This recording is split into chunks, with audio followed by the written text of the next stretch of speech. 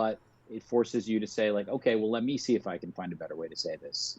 And so, the old adage that like when your editor points out a problem, they're usually right, and when they tell you a solution, they're usually wrong, is something that I hold to. That's very interesting. Accept the problem, solve it yourself. Okay, that's a really good way of looking at it. I really like that a lot because I loved what that scene eventually turned out to be, but I completely understand like why that kid went through a lot very quickly. I can understand his mind just kind of being like, well, guess we here, guess we might die.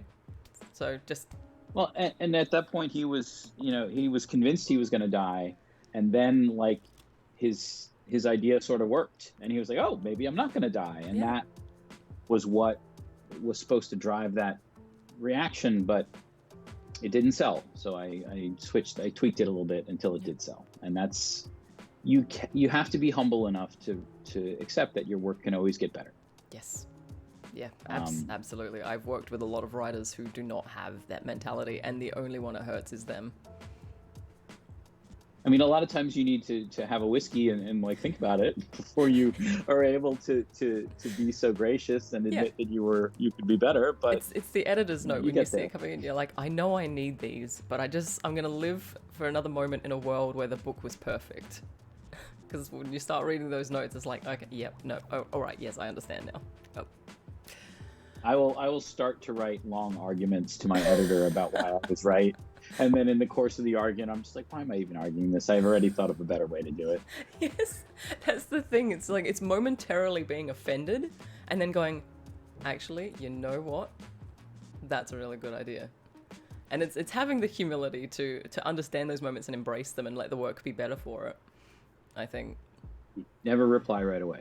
Never Never reply reply to right away. feedback right away. How Always give long it a would couple you? of days. Couple of days? Okay, all A right. couple of days to think about it and like separate yourself from your emotional reaction and get your logical reaction. Good advice for Nobody likes everything. to be criticized, even when Yes. even when the criticism is right. Nobody likes it. So give Yep. yourself room to absorb it before you respond, so you don't snap at somebody who It's just trying to is help. doing their job and is probably right. Yes, exactly. No, that's some pretty solid advice. And I missed a bunch of questions further up here. Cut and Run wants to know: do you ever go into a book knowing you are planning something that could crush the readers? And I'm invested in this question. Always, always. Oh, That's like the one thing that I know going into the book is like, here's a list of things that'll crush the readers. Now I have to fill in the stuff in between. I've never been so. I truly, even with Robin Hobb, I've never been so affected as I was with The Painted Man. I put the book down. You know the bit that I'm talking about. I put the book down and put it in my bedside table drawer and closed it for 3 days and didn't go back to it because I was just. It wasn't a criticism of the work. It wasn't me being like, oh, I can't believe you've done this. It was, I am sad and I'm heartbroken and I need to process this. And eventually, I obviously went back and finished the book and worked my way through the series, but that is the most crushed. You absolutely have the title for the author that has crushed me in my reading life, which is a long time. It's a lot of books, but you hold the title, so well done, I guess. I'm not even sorry. I'm sorry. I'm not sorry. I wouldn't want you to be that. It actually this evolves into Job's questions nicely, which is like we were talking about this yesterday in a dressing gown when we got the time zones wrong. Well, I got the time zones wrong, and this kind of like grimdark, gritty reality fantasy. Sorry. Jov is one of my streamers who was in chat before. He's come at me with a couple of questions, talking about mixing post-apocalyptic fiction with fantasy. And what inspired that? Like any real life conflict that's kind of inspired the events, or what was the inspiration behind the setting? I mean, some of it was a careful construction of world building that I have been doing for many, many years, where I said, this is the kind of magic system I want to have. This is the kind of this is how I want to build it so that it will escalate over time. This is like, I want the world to be these isolated places so that you can feel like it's a journey to go there and it's a big deal when you get there and everybody's different there. And so I created all these places that were very unique. But what really bound that all together and made it into a world that felt real was this pervasive sense of fear that ties everything together, Yeah. particularly in the early books. Um, and that I will say very much came from being in New York City on September 11th. Yeah. Still, it's been a long time now since that happened, but I remember that one day more than any other day in my life, everyone around me was terrified. All of us. Everyone in the city was terrified because we didn't know what was happening, and we could see the fires from my office building, and we didn't know if the country was under attack or if it was an isolated thing or what. And everyone reacted differently. Everybody was scared, but some people said, I've got to get home to my family, and they ran out. And other people said, I've got to get down there and see what's happening, or I've got to get down there and help. And people lined up to donate blood, and other people were sort of wandering the streets not knowing what to do. And some people were running around frantically. And a couple of people in my office, myself included, were like, well, the subways are screwed and we're stuck here. Let's go downstairs and get a 6-pack of beer and wait this out and listen to the news. And so, because, and it was that sort of variety of reaction to the same stimulus of fear that made me really think okay, you're in a world where as soon as the sun goes down, demons come out and they try to kill you. What does that do to people? How does that make people act? How does that make them treat each other? How does that affect the fabric of life that we would otherwise find familiar? And those are the questions that took this sort of appendix of world building material and turned it into a world where real things could happen and you could feel emotionally invested in it. Yeah, definitely. I remember my friend came to me with The Painted Man. It was like, you have to read these books. And as I'm sure you know, book recommendations just all the time. So it's kind of, for a book to get through that filter, that has to have something about it. And the something for me with your series was that at night it was basically people become prey. And that was fascinating to me, that freedoms were restricted in terms of you have to get back to shelter before nightfall, that kind of thing. That kind of mechanic has just always really interested me. So that was a really big draw to me picking up the series and starting it. And the talking about the fear and how fear shapes people and people's different reactions to fear, can absolutely see that throughout the series. Just how people's different responses to horrific events and trauma and fear beyond what the human mind can handle is definitely clear, definitely there, very well portrayed, and certainly just adds yet another layer to this is a world, it's real, it's brutal, it's dark, it's scary. If you're fearing for a character's life, it's probably because they're about to die horrifically, which is, you got a little bit of the, I'm sure you probably get this comparison, I'm so incredibly sorry beforehand, you got a little bit of the George R.R. Martin kind of, yes, the character's in danger, so they're dead. That's how life works. That's how these mechanics work. How do you go about kind of facing the grim reality of, I've written this character into a tight spot, guess it's time for them to die? I mean, look, George kills a lot more people than I do. That is very true. I think that it hurts when I do it, but I don't do it nearly as often. But one of the things, when I was still working on these books, I went to see George Martin speak once, and he said something that he's probably said at 1,000 events, where he's like, people are not superheroes. If somebody comes at your character with a knife, there's a good chance your character is going to die. Yeah. And you need to feel like as the reader, another feel like there's a good has chance that pledged this person might die. allegiance to the And if you Queen. lose that, then you've lost something fundamental about the emotional content Another of the story. Lord And has pledged. it's moved out of reality and into something else. And so I've tried to hold to that. And when the characters are in danger, they're in real danger. Yeah, exactly. And I really love that, because there's nothing more frustrating than just a book where everyone kind of there's no danger, there's no stakes, there's no fear. And like you said, fear is a very core element, sorry, forgive the pun, of the series. And without that, I don't think it would have hit as hard. I don't think it would have had as many stakes as it did if there wasn't actual true danger and really horrific consequences sometimes. Well, I mean, look, there are no rules to writing. I mean, there are certainly stories where you have a cast of characters, and in every book, like they get into trouble somehow, and they have some hijinks, and they solve a mystery, and at the end, they're all together and they have a laugh, and everything's okay. Yeah. And like books like that are fine too. You know, stories like that are fine too. There's no wrong way to do it, but that wasn't the tone that I wanted in my books. Yes. So.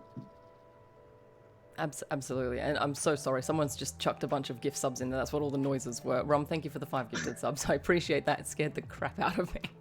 I was not expecting that this morning, so thank you very much for that. And Fiona wants to know, is there something to Joseph Campbell's hero's journey idea? Because Arlen's journey follows it a little bit, the archetype. I mean, I read, so it was the Hero of 1,000 Faces, or I read that in college. Like, I mean, I guess I might have been influenced by it somewhat, but I didn't, I wasn't like looking at that as a template for how to tell a story. Like, it was just one of many books on writing that I read over the years. Yeah, definitely. Do you think it provides a template maybe for someone starting to get into writing and learning their writing skill? Is that like almost like a little process you'd give someone just to kind of get the kinks out of their voice? Look, I think that there's a lot of books on writing that are really helpful. There are ones that have helped me, and there are ones that other people have read that I haven't read that have helped them. Like, you just need to approach it from a place of where you maintain your sense of self, where you can say, like, I'm going to look at how this person does it, or this person's advice on process, and I'm going to take the bits of that are useful to me, and I'm going to leave the bits that are not useful to me, because everyone's brain works differently and everybody gets there a different way. There was a quote from Tom Cruise in Interview with a Vampire when he's talking to Louis about turning into a vampire, and Louis says, like, it was like, why can you read minds and I can't? And he just says the dark gift comes to us all differently, or something to that effect. And I feel like that's how it is with writing. Like, there are a lot of ways to get to the same place. And so you have to find the way that works best for you, and seeing how other people do it can help and can give you ideas. But in the end, you still have to be you when you're writing. Yeah, absolutely. Like different manuals are going to speak to different people in certain ways, because I've definitely got my hands on a couple of writing manuals and just been like, this does not mesh with me, does not vibe with me or my style. And Fiona wants to know if you could name two writing books potentially for keeping the dark gift of writing in mind, as Johnny's called it. So the book that I would say was the most helpful to me was called Writing to Sell by Scott Meredith. Scott Meredith was a big-time literary agent in the 50s. And this book is out of print, but you can usually find it pretty cheaply on Amazon used, and it's worth reading. It was written in the 50s. It's very dated in some ways, but it basically is an agent saying, I've sold many, many bestsellers over the course of my long and storied career, and they all had these things in common. Okay. And so if you want to write a book that actually sells and that people are interested in reading, like, this is the way to build it. I didn't agree with everything in that book, but there were a lot of things that definitely felt like a light switched on in my head, and I was approaching writing in a very different way after that. I really adore Terry Brooks's Sometimes the Magic Works. Terry was a hero of mine when I was a kid, and so that probably plays a part in that. Same thing for Stephen King's On Writing. That's also worth reading, and it's a nice little book. The War of Art by Stephen Pressfield is also a really good sort of pep talk, in addition to some ideas about how to approach writing. So I think that's 4 books. Yep, brilliant. I think Aunt Fion's Aunt Fion's noting them all down for everyone in chat. Thank you, Aunt Fion. That's very kind of you, darling. There was a question up here from Walrus, which is interesting. Walrus is one of my most interesting writers. He is a short story master, basically, and writes very, very curious tales about living fruit and dances that create magic and stuff like that. And he asks, have you ever wanted to write something completely different to your usual style, but set in your world to see if you could make it fit? Which is a very niche question, so feel free to take a word. I think I do that by switching characters. So over the course of the Dune cycle, I've had 12 POV characters, and no two of them are alike at all, really. I think that they're all really unique, and they span like a pretty wide range of age, gender, station in life, and career choice. And so it really, like, each one is jumping into a whole new thing, like where I have like, all right, I've already figured out how to write these characters. Now I'm going to do somebody totally different and have to approach that. And I think that's what interests me most about writing. And what I like about this world is that I can tell all kinds of stories by jumping from person to person. I can tell this one and it's sort of like a Western, and this one's more like a traditional epic fantasy. And like here, I'm going to throw in a little romance. And so I try to do that. I also have another series that I'm starting to work on that I've been like tinkering at for a couple of years now, that when this is done, I'll be able to do something completely different. I'm not able to talk about that yet, absolutely. But I'm pretty excited about it. I've already pitched it to my editor, but I've got 2 more books on my contract before I'm allowed to give it my full attention. Yeah. How does it feel, the idea of going into a fresh project? Very freeing. Yeah. I think that with each book in a series, you build up baggage, and by the end, it's sort of a soap opera, where like every time 2 characters are in a room together, you have to be like, all right, who killed who slept with whose sister, like what, like who killed whose father, like do these people have any beef, yeah. Are they related to people who have, and yeah. It increases with every book and it gets heavy. And that's why Robert Jordan books slowed down so much. That's why it takes so long for George Martin to write new books. I think that the more of that baggage you accumulate, the harder it gets to move forward. And so changing characters and moving ahead in time helped that a little bit for this new series, where it like gave me a clean break and allowed me to take the things that I liked, but also just approach it in a whole new way. Yeah. But starting something totally different where you don't have any of that baggage also has a lot of appeal. The Warded Man was much easier to write than the later books because I didn't have to hold all of that knowledge in my head at the same time while I was writing. Yeah, absolutely. I'm now facing that actual predicament because the second book in my series is due out next winter. And I'm just thinking, like, also all the stuff tangled up with the publisher at the moment, but I'm looking at it and going, oh, I'm gonna have to get all back into that baggage and kind of reread the work and go through all the plans for the future. And yeah, and you kind of got to go at it with, is this character affected by anything that happened in the previous scene? Like, did they know anyone that just died or anything like that? And so you've kind of got to get back into the mindset of them as well, which it takes time. You're completely right. It does. Yeah, we had Walter had a fantastic question. Do you get some sort of trophy or something when you hit bestseller? Kind of like how when you get a play button from YouTube for hitting 100,000 subs.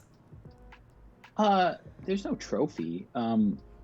Like my agent sent me a framed cutout of the bestseller list from the newspaper. That's awesome. And like I've had publishers send me like an old bottle of scotch or something like that for hitting some benchmark or another. But there's no official trophy or like hat you get to wear. There you go, chat. The curtain's been lifted. Nothing special for becoming a New York Times bestseller. Well, I mean, there's a royalty check, so there's that. Well, that's rather nice. Never mind. Go for it. I'd take that over a trophy any day. That's very true. That's not a bad point, actually. I forgot what you asked about the novellas. The novellas being, I think we were talking about being freeing. Because I've read Celia's novella. I really like that one. That was one of the ones I've listened to on audiobook. that was listening to that at work, but I got so into it that I just stopped working and I just be listening. Just be like, Uh, oh my gosh, I don't forgive you for the end of that either. By the way, just got to put that on the record. I waited 10 years to write that book. That story was supposed to happen much earlier and be part of the main series, and it just got so big that it would have interrupted the main series too much, and so I had to move it into a novella. But I had been waiting for a really long time to tell that story, and so happy with how it came out. Yeah, it was really brilliant. Celia is such a fantastic character. I love her so much. Liz says, I have trouble separating myself from my characters. Any tips on how to make the character their own person? So going back a little bit into character development here.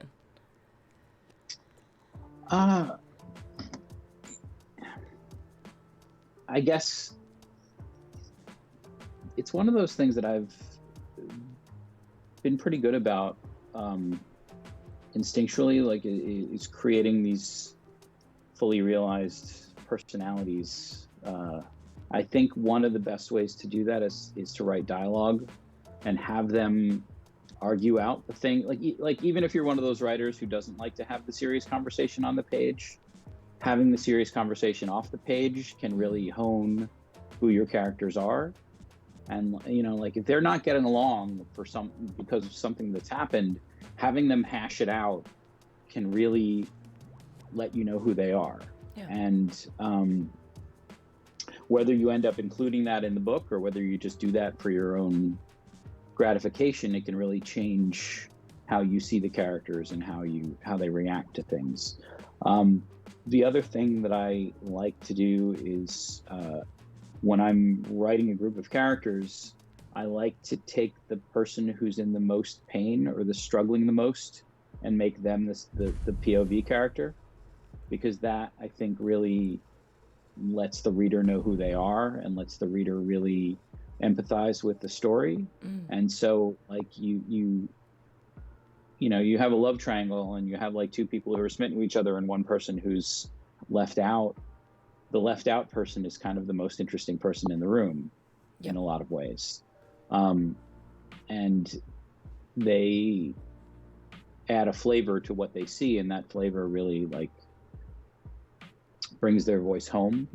I also think that like having multiple POVs allows you to really distinguish the characters more than just having one POV throughout the entire book.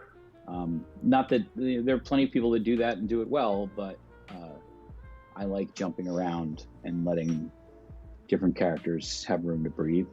Yeah. Do you find it refreshing to switch into like another character's perspective? You've written one character for a while, you jump over to another one, it's just like, oh.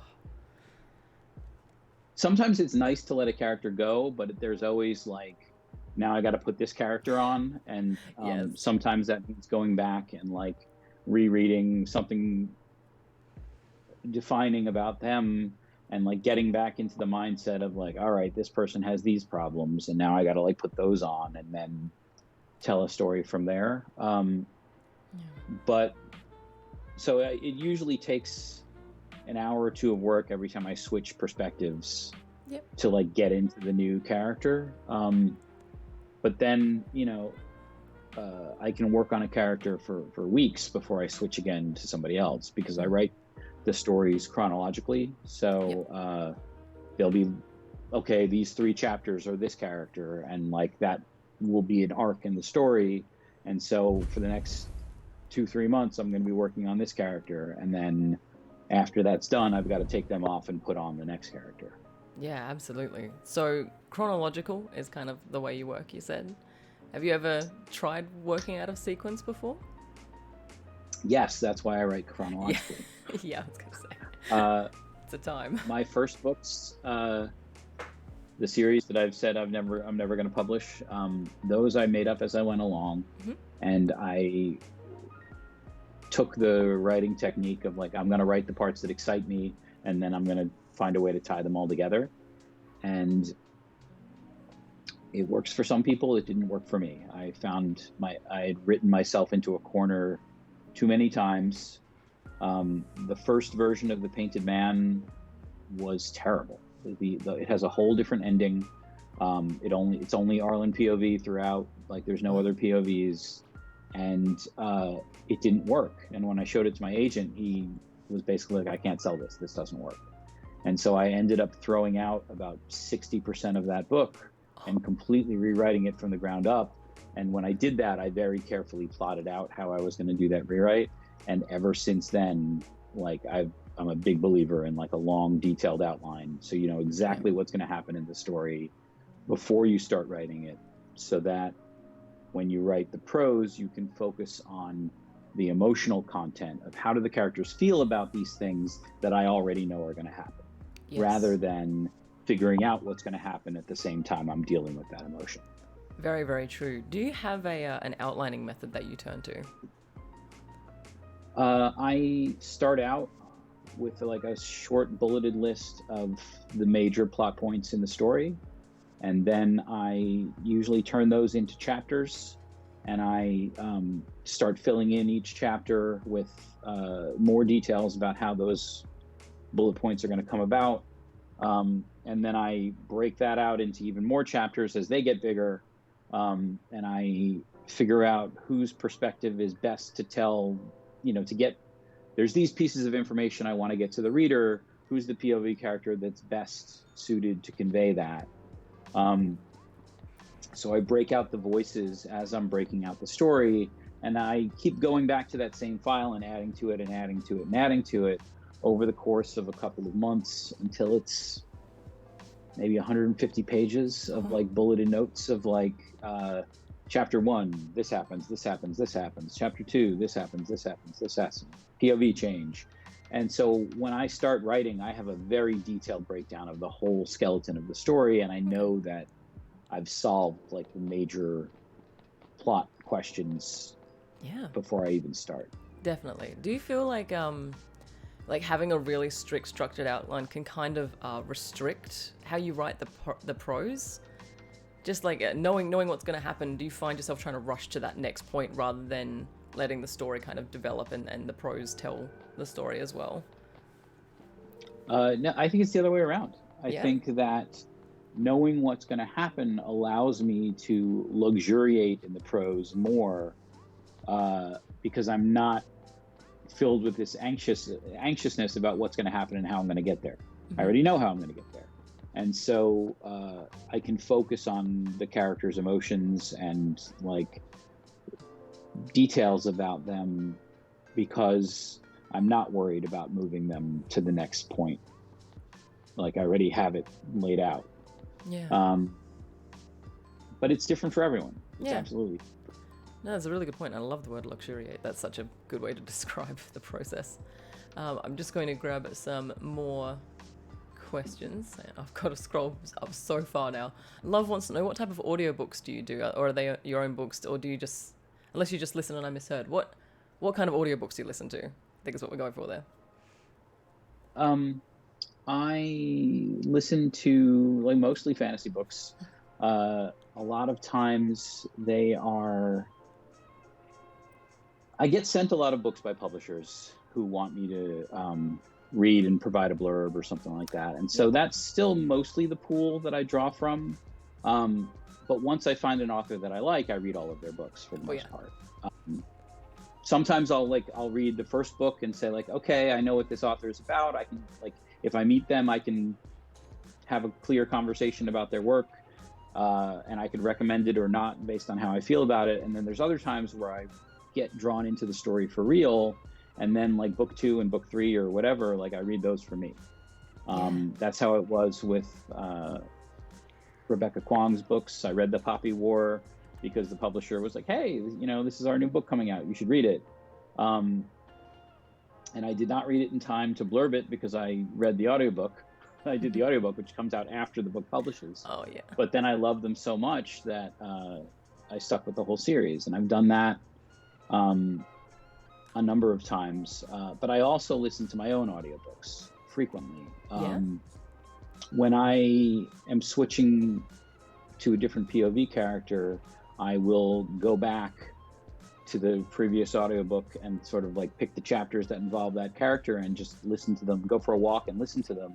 And that really helps me get back into the groove of that character's story, and then I can sit down and write with confidence that I've been refreshed on what's going on.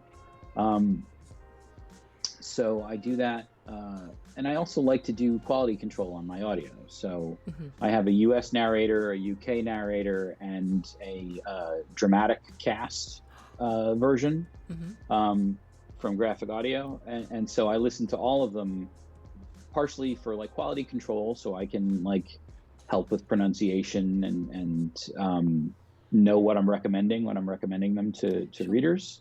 Yep. But I also do it as like my own way to reread my own work and keep up to date on things.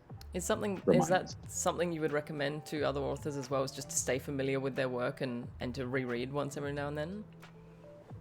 It works for me. I think that if you're writing an ongoing series, you're inevitably going to start forgetting things, or just, even if you don't forget the facts, some of the emotional content, and rereading them, like there are parts of the Demon Cycle that, like, to this day, I'll listen to it and it'll bring me to tears again, or like, like I'll feel what I felt when I was writing it. There are a couple of scenes that, like, Oh, Skype. Oh, I think we've lost you for a second. I'm very sorry, everyone. It is raining in Australia, therefore, there we go. I think we're back. Sorry, we've got a tropical storm outside at the moment, and the internet pits tend to fill up with water. So I think we've got you back now. Okay, Yeah, here we go. I didn't do it, so. You didn't lose me? Okay. Yeah. Sorry, you froze halfway through saying, just like getting back into the mindset of where you were when you wrote a scene. Yeah, it can really help put you back into an emotional place so that you can stay in that place as you write the character going forward. Whereas otherwise, you might forget some of that weight.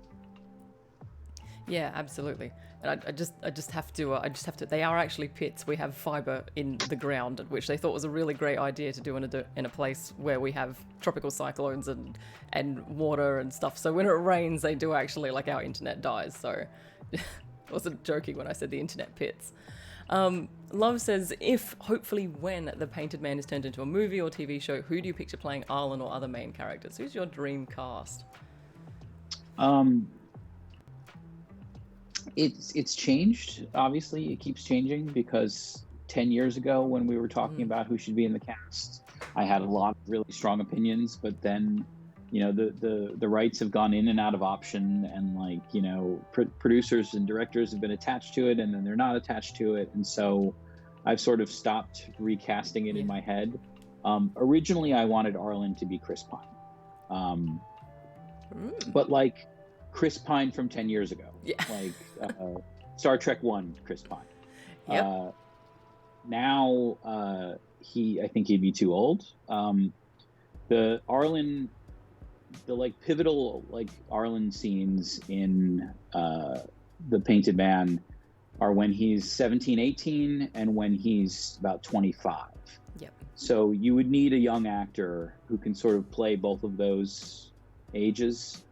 And the same thing goes for, Leisha, like, her main scenes, like she's 27, I think, at the end of The Painted Man, but, like, there's gaps where she's younger earlier on. I want young Jennifer Connelly, for Leisha. So who that is keeps changing. There have been numerous people that I've cast over the years, but we're gonna have to wait until something's in production. Right now, the rights are back with me, so it's there's nothing on the horizon right now. There are people who are interested, but I need to feel like it's the right project before I move forward, because I've been hurt before. Would you, and this is a question that I put to people a fair bit, would you prefer movies or a series? I mean, personally, I think that fantasy lends itself a little bit better to TV, because you're allowed to expand, and, like, you can make book one a whole season, and that gives you 10 hours or 12 hours instead of 2.5 or 3 hours. And that gives you a lot more room to sort of be true to the way the books were. Um, but that doesn't mean that there aren't plenty of examples of excellent books that have been converted into movies. And so I wouldn't turn either down. Like if it was the right team and I really felt confident that they had a good vision, like Yeah. I'd be fine with either. And like movies for a long time were the key to like the blockbuster, but Yeah. now in the Netflix age, it's sort of switching into TV, and I think Yeah. that's where things are going now, and I'm cool with that. Heck yeah. That would be So that would be amazing. Just got to say, like a Demon Cycle Netflix series, I can see it. It would be just so cool. That's just the fangirl in me. Fingers crossed. Yeah, absolutely. one day, yeah. One day we'll make it happen. um, which pantheon mythology system are the demons based on? Like, did you have an inspiration that came from any kind of pantheon or previous mythology? No, I wanted them to be elemental. I wanted them to Mm-hmm. be like every demon is different. Yes. They're like kaiju. Like there's no two alike, and so and the way it works is that when they rise up out of the ground, they're sort of affected by the terrain that they hunt in. And Mm. so the demons that hunt in the woods are different from the demons that hunt, by the volcano or out in the sand or wherever. And so that was the kind of like variety that I wanted to put into them. And so I made them kind of unique. Um, they weren't based on any specific mythology. Yeah. Okay. That's really interesting because I enjoyed. Sounds weird to say, but I enjoyed the demons, how they were portrayed, basically. Because there was a few of them that are almost like playful, which makes them terrifying because they are just doing what demons do. There's no malice. They're just hunting. They're just feeding, and that in a way is Yeah. almost scarier than if they could be reckoned with or intimidated.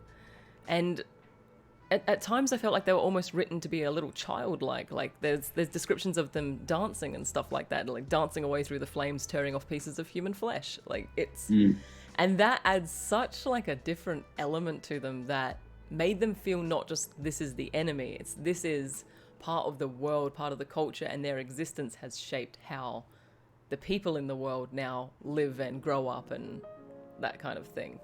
So it's fascinating to hear that there was no base inspiration. They are a creation, which is very, very cool. I mean, for the most part, they're animals, and so like they're not smart enough to be good or evil. They sort of just are. There are demon castes that are more intelligent, and like you could judge whether a demon prince is evil or not. Yes. But the majority of the drones, like they know, like hunt, eat, kill, sleep, and so yeah, there's no reasoning with one, and I think that's one of the things that makes them really scary is that like there's Absolutely. you can't cut a deal. and not get No, it. it's a little bit of the zombie mentality, which is I think part of what the mindlessness is what makes zombies such a scary element of fiction. Yeah. It's when they're hammering at the doors, at the wards, at the windows, and they're starting to. I didn't want to bring him up, but Roger, I just he is just the most special character I've ever known, and his introduction scene. Truly terrifying. I couldn't read it at night. It genuinely frightened me. Just like the sounds of like the wood cracking and leading up to it where they're saying we need to refresh the wards, like the wards need to be refreshed. And you knew what was going to happen, but my god, it was next level. But that kind of inevitability when they got through the wards and it was just simple wood between the characters that we'd spent the last couple of pages getting to know and this outside force that has just been present throughout the series so far. That's a truly special kind of fear. Not one that I found quite often in book series, to be quite honest. That was one of the scenes that when I first met with a director to turn the book into a movie, that was one of the scenes that the director was like, here's how I envision that shot. They're going to be in their common room, and then there's going to be this huge crash at the door, and you're going to see just a little crack, and then like some dust is going to like slowly fall down, and then like there'll be a moment of silence, and then like it really it's one of those moments that sort of comes to life, and so it's Definitely. interesting that you still, that was one of the things that stuck with you because It stands out. It stands out, and I do believe that would translate very well to screen. I'm not a script writer, but that, mm, yeah, I can see it, and that, yeah, it sticks with you. I tell you that. It's been 3 years since I've read the books. I remember ah, that as clear as day. Someone else had a brilliant question in here. I play Dungeons and Dragons and also Pathfinder, says Love. It would be so awesome to have a Demon Cycle RPG battling the demons. Do you play tabletop role playing games? I was raised on Dungeons and Dragons. I was playing Dungeons and Dragons way before it was cool. Like those kids on Stranger Things, like that was me and my friends in the 80s. And so that had a huge influence on my writing. I think that, but it also, I needed to stop playing for a while in order to actually get any real writing done. For years in college and after college, I was the dungeon master and I was writing up my own adventures and like Mm-hmm. writing these incredibly detailed stories and like backstories for all of the characters. And I was putting so much of my creative energy into gaming that I was not doing any writing. Um, I was scratching that itch a different way. Yeah. And it wasn't when the gaming group broke up that I really started to put that energy into my writing instead. But one of the things that I learned from that was when you're running a game, you have this incredibly elaborate plot that involves with, like you have to talk to the innkeeper and you're going to get this piece of information and it's going to give you a clue and it's going to lead you here and lead you here and lead you here. And then your characters just kill the innkeeper and don't ask him any questions. And you have to figure out how to get the story back on track, like in Mm-hmm. real time. Um, that is what that I learned more about writing by doing that, by Yes. seeing in real time what bored people and what kept them interested. I think is a really good lesson for a writer. Yeah, definitely, definitely. I'm also a forever DM. One day I would like to Yeah, actually get to play. I am actually playing in an Age of Rebellion game at the moment, which is fantastic. But I had the same kind of revelations. I only got into D&D again in 2018. That was a good year. And it was the same. I started writing my own stories and kind of seeing how they reacted to it and having to make allowances for when they just killed the innkeeper. And I was like, yeah, I now need to figure out how to get this information across to you. So is there like, and you started figuring out what people picked up on in terms of world building clues. So if you're describing a room, they would go, hang on, what's under the rug? And so it's like you've painted the idea of this room. For some reason, they've gone straight to like the rug or just, and it's just subtle show but don't tell kind of thing. And you can describe a room, they'll latch onto something. It's like, okay, so we have this certain way of thinking about rooms, images in our head that are going to tell certain clues. And kind of boiling that down to a mechanic that I could then replicate in my writing, I think made me a much more descriptive writer as well. In almost, I want to say shorthand, but that's not right. What would usually be a page of purple prose would be a paragraph, and it would describe the same. yeah, Because your players don't like to sit there and listen to half an hour of narration. So you got to figure out yeah. how to They get the get bored. information across. Yeah, they get bored. If you don't keep them entertained enough with role playing and story, they will just kill the innkeeper and rob them. And so you have to learn how to keep this small audience occupied.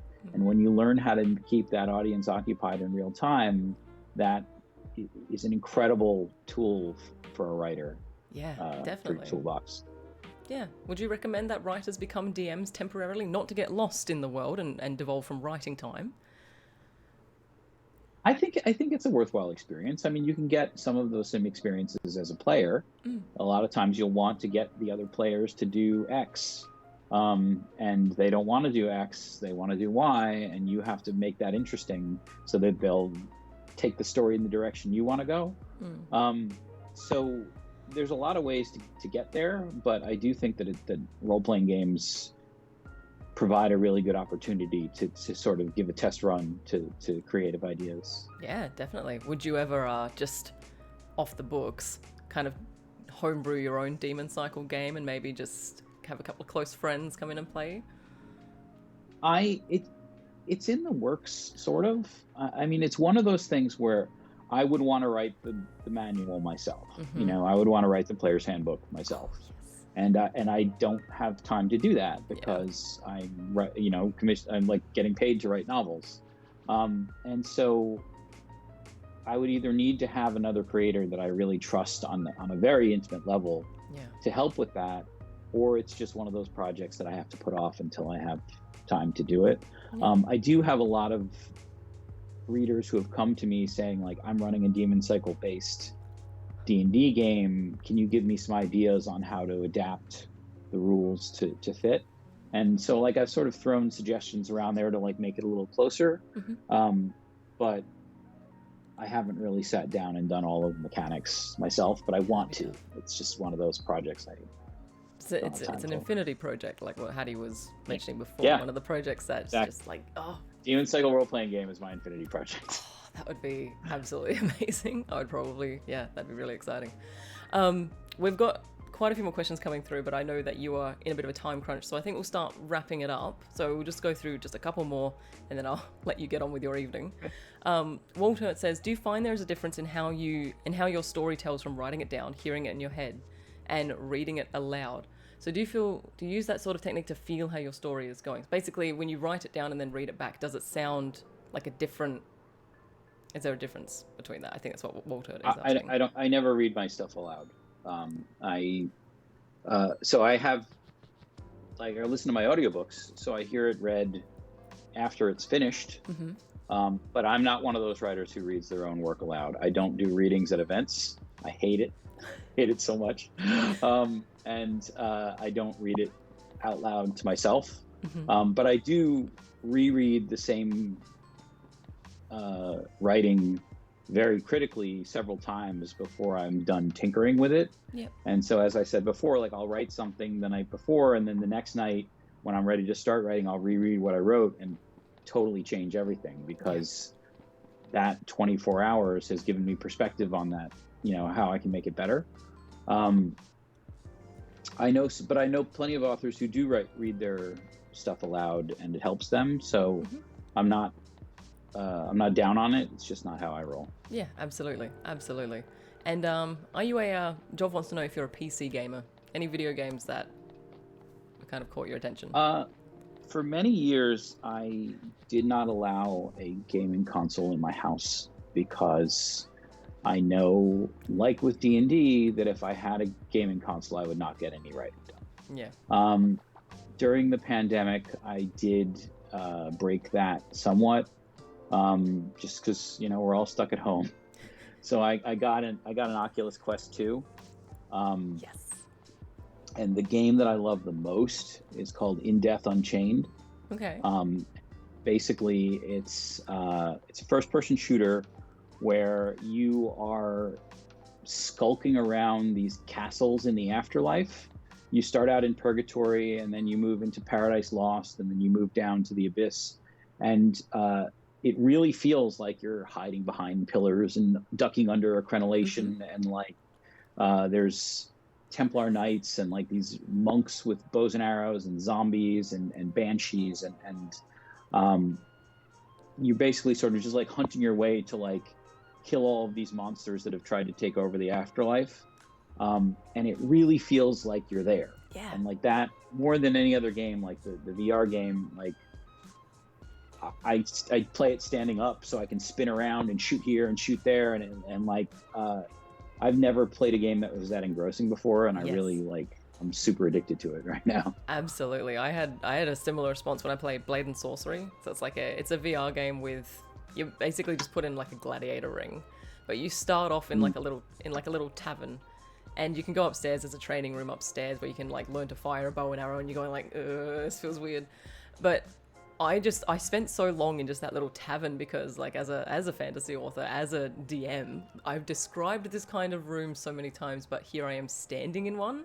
And I was just spending so much time just kind of wandering around and picking up plates, and VR is a interesting time. It's very immersive, obviously, but I think with that genre of games and stuff, for people who spend a lot of time in fantasy realms to then literally be in one is very different, and was a new side of gaming for me, and was Yeah, very, very interesting. I really enjoyed it. So I'm glad to hear that it's working out for you. It's not too much of a distraction. Uh, I mean, look, we're all trapped in in our homes, and so like being able to like put on a VR headset and be somewhere else is really nice right now. But it eats up my time. But but like I also kind of feel like all right, I'm gonna put it on. I'm gonna kill zombies for an hour, and then I'm gonna go like take it off and feel a lot calmer and be able to go about my life. Yeah. It's not the same as Neverwinter Nights was for me, where I just like lost countless hours, like in a vacuum because I was just swept Yeah, up in it. And so I like games where I can sort of pick it up and play for a short period of time and then stop. definitely. Uh, Yep. the games where you get too involved like are great, but they take my creative energy away from where I want it to be. Yes, exactly. I for some reason in 2019 I decided to start a Twitch channel, and now we're here. So I have almost no time for writing because playing video games is my full-time job, which is like the Oh, ultimate distraction. It's not too bad. It's not too bad. kind of an awesome job though. So This is my second month of being a full-time content creator, and I can legitimately say I've never been busier, which I think is why we really struggled to find like a scheduled time for this. There's no way we could have done this while I was still working, because this is just, yeah, this is certainly a time. I thought I'd have to struggle to find things to do, but I'm working 6-7 day weeks, and it's not to make ends meet. That's kind of taken care of. It's because I have all these infinity projects. And for so long, I've worked my entire adult life in public libraries and academic libraries. And every time I've been standing at a reference desk being like, oh, if I had time, there's this project I would do. And now I have the time. And so all of the projects are coming forth. So it's interesting when you get a whole lot of Must time. be a great feeling. It's pretty cool. Streaming is my main, and I really, really enjoy it. Spending time with the community, and just, you guys have all been really amazing today, by the way. Just thank you for showing up and asking such brilliant questions. And I think there's a couple of your fans in here as well who are really enjoying the experience. So it is fantastic. Yeah, I'm going to read through this. I haven't been able to keep up with it while I've been talking, so I'm going to read through it afterward. Go for it. So appreciative of everyone who's been asking questions and joining in. Like, it means a lot. Yeah, definitely. People still remember who I am.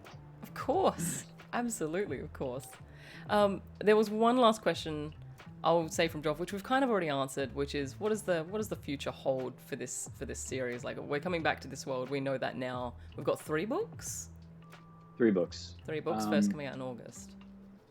First coming out in August. I've got that whole story arc of 3 books planned out, so I know where that's going to end, and I don't expect it to get longer in the telling as some series tend to do. I think I'm going to end on 3, and then I have another project that I'm going to work on, and then who knows after that, but that covers like the next 5 to 10 years of my creative life. So Yeah. I haven't plotted out further than that.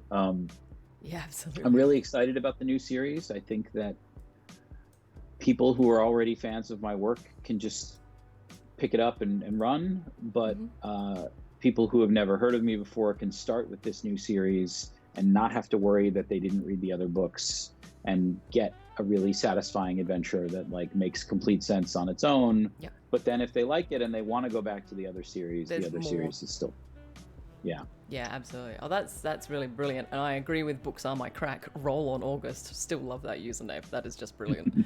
That's not far away. How are you feeling? When we were first organizing this, you were just going through copy editing, I think. Yeah, the book is done now. And It's so, done. I mean, there's still the proofread. So like they might change a comma or something, but all of the real creative work on the book is completely done, and I am so happy with it now. Like, it was a hard road getting to this point. I think that the shift from third person to first person, the shift, of jumping forward in time quite a bit, but also just the uniqueness of some of the characters. Longtime readers know what I'm talking about. Yep. Made the book very challenging to write, but I am so happy with how it came out, and I can't wait now for people to read it. at this point, like only a small handful of people have actually read the book. There's like the people who are tied into the book production, and then like a handful of reviewers and authors have it, for blurbing, and that's it. Yep. And like my mom. So I'm really, really excited for it to get out in the world. Absolutely. To start getting people to think about it. Yeah. Do we have a date for the cover reveal? Or have I already missed it? The cover art is done, and it's fantastic. Right now, we're just going back and forth about like the fonts for the title. Mm-hmm. So I expected that we will do a cover reveal sometime in the next 10 days to 2 weeks. Oh my Like, gosh. it's really, and the cover is by Tommy Arnold, who's like amazing and has done a lot of the best covers that are out there right now. And he hit it out of the park. This cover is so good. So I'm really excited to launch it. Absolutely, absolutely. And I've just got to say, we need all borders and everything to open up and clear up, because I need this signed. I found this copy of it down in like a little seaside town in South Australia. For some reason, this little independent bookstore just had them, and I've never seen them anywhere else, this version of The Painted Man. Those books were a special edition from the Supernova convention in 2016. Yep. So I was with Supernova in Adelaide, and oh my God, why am I blanking on the other city? Brisbane? Yes, Adelaide and Brisbane. It was a very emotional time because I got up that morning. I voted for Hillary Clinton. I got on the plane, and then I landed in Australia, and I saw that Donald Trump had won instead. So like, that was quite a trip. That's the time. But they made that edition of the book for that convention. They only made a couple hundred of them. It's very rare. And so like there was like one case or like a couple of cases that they gave to Dymocks Mm-hmm. and other bookstores, but the rest of them were like a con exclusive that I would just sign there at the convention and nowhere else. Yeah. And so there's only a couple hundred of those made. Keep it secret and safe. I will try. It's a little scuffed. Some of the cover is falling off. I'm doing my best to keep it safe, but I have no idea how I ended up with one of them, because the cover is like they use this technique to make the paper textured, so it sort of looks like a leather book, but it's actually just paper, and so it is a little more fragile than like a proper leather book would be. Yeah. But it's gorgeous. It is like really I really stunning. love that edition, and it was nice to have something that was just unique to that one convention and that one trip to Australia. How did you find Australia when you were here? That was my second trip there. I was also there in 2010 for the World Science Fiction Convention in Melbourne, and then and while I was there, I went to Sydney, and so I had 2 cities on my first trip, and then Adelaide and Brisbane on the second trip. And I love Australia. I love the people. I really it feels very comfortable to me, and yet also a little different in ways that give it a unique flavor. And so like I enjoyed the hell out of it, and I really like felt so welcomed. My first trip, when I went out for the convention in 2010, like nobody had ever really heard of me as an author. I only had 2 books out at the time, and like my career was still getting started. And I did a signing at Dymocks, and like there was a line out the door, and I was not expecting that at all. Wow. And it's Australia is one of my strongholds. I love visiting. Heck yeah! I mean, when we can, like if you ever come back to Brisbane, I'll take you around. My parents own a nice cafe. They do good coffee. We'll go get a coffee or something. As soon as we're allowed to travel again. Oh, yes, I cannot wait. And I just out of curiosity, what is your favorite con to go to? I mean, there's a lot of them that I really like. So I liked Supernova, and what I liked about it was that it was like a traveling roadshow. It's the same people that do the convention in both cities, and they sort of like truck you from one city to the other. And so like the guests all get to hang out, I got to hang out with Nathan Fillion for a while, which was awesome. Just casually. Just in the week between the weekends when they did the convention, they would like give us a bunch of fun stuff in Australia to do. So like, we all went and like held a koala and like went to like surfing down a sand dune and so that was an incredible time and really a thrill. I like the Leipzig Book Festival in Germany has always been amazing. Yeah. I like New York Comic Con is like my home con, and so that one's nice because I can go, but then I can also leave. um, Yeah. but then there's Comic Cons in other cities that I really love because I can go there and like have a weekend of just hanging out at the bar with other authors and other like publishers and stuff, and sort of meeting fans and getting to meet a lot of people. But then I've been to like really small conventions that are intimate and let you have a deep dive into like talking about literature. Like Imaginal in Epinal, France is like the French ask very different questions about books than other cultures Yeah. and much more literary questions. And I Mm-hmm. really enjoy that sort of change of pace. One of the best things about this job has been that I get to travel. The first 35 years of my life, I never really went anywhere other than the US and Canada and maybe like a vacation in the Caribbean once or twice. Since then, I've been to so many different countries. I get to go to 2 or 3 different countries that I've never been to a year for like 10 years. And it's life-changing. So I'm very fortunate in that regard. Absolutely. And I dare say you're missing it now this year. Would you travel regularly before all of this hit? And this is kind of... This is the longest I've gone without being on an airplane in like my adult life. Certainly since my career started. Normally I'm in and out, every couple of months. And so I'm not going to look back on my deathbed and wish I hadn't spent so much time with my family. Yeah. But I do miss going new places and seeing people and like, running into Robin Hobb randomly in Poland, and having dinner together and, like things like that just don't happen in quarantine.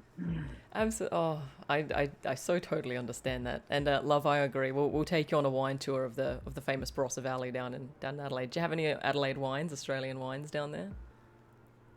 I did while I was there. I don't remember names offhand. I'm more of a wine drinker than a beer drinker. So yeah. The Barossa, the Harndorf, not really Harndorf. McLaren Vale, that's what I'm thinking of. So all the surrounding areas of Adelaide are big wine-making regions. And I'm an Adelaide export, moved from there to Brisbane. And boy, oh boy, I miss the wine. I used to live down the road from the Penfolds winery. It's just not the same climate up here for grape growing. So Adelaide is a treat for wine lovers. So yeah, it's a good time. And you still go back home sometimes? You still have family there? Yeah, but our interstate borders close kind of overnight at the moment with just the instability of the current world climate. And it's... Sorry, someone's trying to call me like repeatedly. That makes me very hesitant to book a flight to go down and see my family because I may get stuck down there or I may lose a lot of money on a plane. So it's kind of like the borders are open-ish. I go back when I can. But currently just happy to sit and work for a bit. Yeah, no, there's pluses and minuses to the weird world we've had for the last year. I'm going to just flip on the light switch. Go for it. It's gotten dark here while we've been talking. Yeah, I just sorry. suddenly realized that I was sitting in darkness. No, you're fine. I realized I said about half an hour. Oh, we better roll up and let you go work, and then we started talking about travel. Which, yeah, we're not home, so she may run in at any moment. That is absolutely fine. We had an episode of the podcast on Saturday night where the small version of our guest came in and just took over the entire show, and chat was far more enamored with the small person than they were with us. She would easily do that. I can imagine. How was acting class? Everything went okay? It was all smooth? Oh, her acting class yesterday? Yeah, they did Frozen renditions, so she got to be Elsa and sing Let It Go. She was very excited. The dream. That's just the dream right there. We can talk about world travel, we can talk about playing video games for a living, but I reckon that's got it nailed right there. I think we're all wound up with questions, so thank you all very much, everyone, for tuning in today. So we'll I just want to say thank you so much for spending your time with us today and chatting. It has been beyond interesting, and I really, really appreciate you taking the time. This was great. I apologize for the trouble we had scheduling it. No. On both, we both had trouble. But I'm so happy I did this, and like, it's nice to realize that I remember how to talk to humans. Yeah. That I had forgot. I know the feeling. Trust me, I really do. This is my full-time job, and I still, no, absolutely. This was really great. So thank you. No, it was really awesome. So I think what we'll do now, chat, is we're gonna raid off, and we're gonna go and say hello to. Trying to figure out who we're gonna give the love to. I think we're gonna say hello to Dust. He was our guest the other night. So basically, what will happen now is I'll flick us over to another screen once I send off the lovely darlings. And thank you so much to everyone for popping in, asking questions. This was a brilliant chat. I'll see you guys Saturday night. We're gonna be playing some games and stuff then, as per usual. And otherwise, I'm gonna flick us onto our screen, give us a mute, and then I'll say goodbye to you and finish up like that, I think. So everyone, thank you so heckin' much, and Mr. Brett, thank you very much for your time. Thank you. No worries. Have a Bye, everyone. Bye.